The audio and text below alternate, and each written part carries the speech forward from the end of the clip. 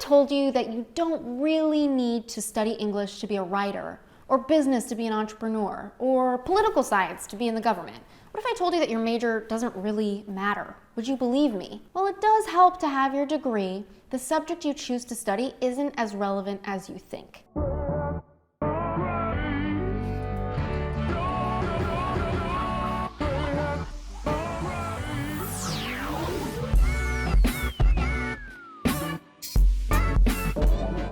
Hello friends, I'm AshleyStahl, a counterterrorism professional turned career coach, host of the U-Turn podcast, and author of the best-selling career book also named U-Turn. Get unstuck, discover your direction, and design your dream career. Facts don't lie. Studies consistently show employers say that the only thing they really care about is real-life skills and knowledge in the field, not the major that you studied. The exception to this tends to be for people who go into the sciences, such as engineers, doctors, or scientists, who do typically need some coursework that aligns with the sciences before they go into graduate school. And yet, that's the exception and not the rule. Here are some more reasons why you should just go for it and study what makes you happiest. Number one, your degree is a prerequisite for the competitive workforce, and the topic is pretty irrelevant. Once upon a time, it was important and special for someone to have a degree, whereas now it really only stands as a prerequisite for you to get a corporate job. While most jobs nowadays do require a bachelor's degree, it probably won't matter what field you get in. Recent research shows that 62% of recent college grads are working in jobs that require a degree, yet only 27% of college grads are working in a job that has anything to do with their major at all. Really, when it comes down to it, your major doesn't matter as much as just having a degree in general. Number two, certain fields do offer higher income potential, but your major doesn't usually need to perfectly sync up with your industry. I know what you might be thinking.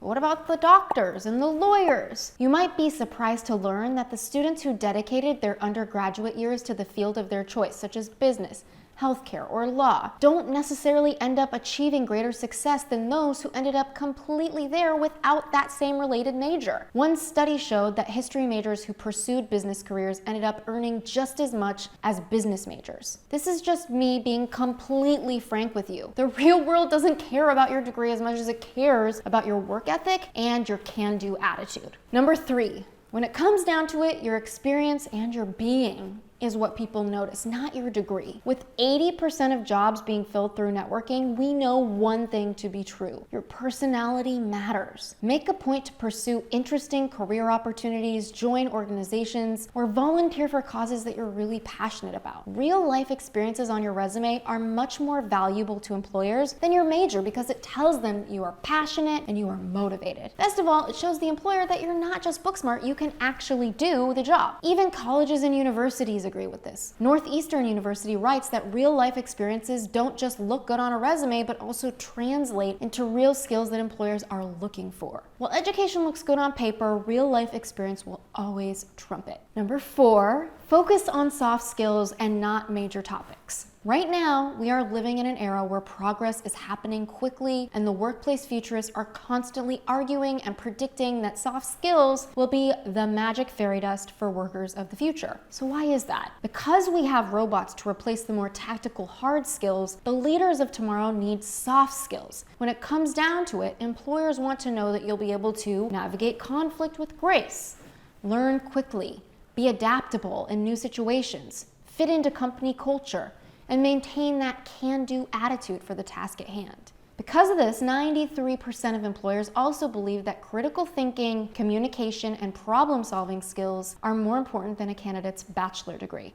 95% of employers are looking for candidates who offer out-of-the-box and innovative thinking. Now, this might be why large companies are beginning to favor candidates who studied liberal arts versus those from a more traditional path. If I know anything about the workforce, and I do, I know that soft skills are the skills of the future. Number five, you're a better performer when you're aligned with your purpose. You want to know the hack to creating a fulfilling, sustainable career? It's being yourself. It eventually gets really hard to sustain being somebody else at work. So you must remember who you are always wins. Honor who you are, because eventually your natural likes, talents, and desires are going to shine through. And yet, as a career coach, I hear time and time again from people who feel burnt out in their careers. When I help them get clear on their purpose, place. It's like they're a whole new person filled with energy and aliveness. So why is this? Purpose gives you a surprising amount of energy. So if you're feeling low on energy and work, maybe you're just low on purpose. If you major in something you're actually interested in, you're going to give it effort. You're going to give it attention and enthusiasm that you need to succeed. It's simply crazy to push your energy into something you don't like or don't want to do. Who wants to live like that?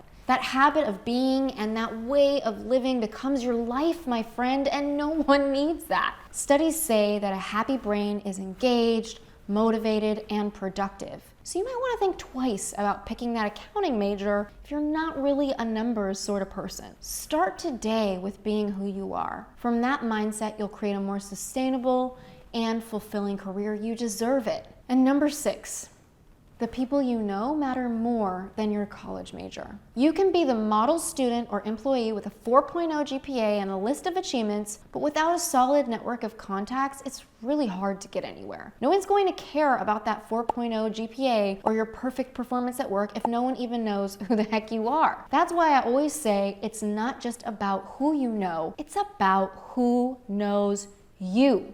This is why it's so important for college students to put just as much effort into networking as they do into studying. Start right now by building relationships with professors and peers, joining student organizations, and reaching out to professionals on LinkedIn who really fascinate you. Authenticity goes such a long way. I've seen it far too many times to count. In fact, I started my career in national security in Washington, D.C. in my early 20s, and I'll never forget having networked my way into dozens of job interviews, always noticing through conversations with the other interview candidates in the waiting room that they were more qualified than I was on paper. And yet I often got the job offer because I did so much networking to land the interview. You have to remember, recruiters are still humans looking to connect, looking to feel like they like the people that they're working with, like you're a human being in front of them. Whatever you choose to study, use your undergraduate years to learn about yourself and what brings you life. Don't spend the whole time just memorizing textbooks. Spend it being curious about who you are and what truly lights you up. Spend it talking to other people. Because if you count on your major alone to land your dream job after college, you might end up being really disappointed, and I want better than that for you. I'll see you on this channel next week, and in the meantime, I'd love to hear from you in the comments below. What are you finding about your degree in the workforce? What are you doing about it? Is it hurting you in your job search? Is it helping you? I'll see you next week.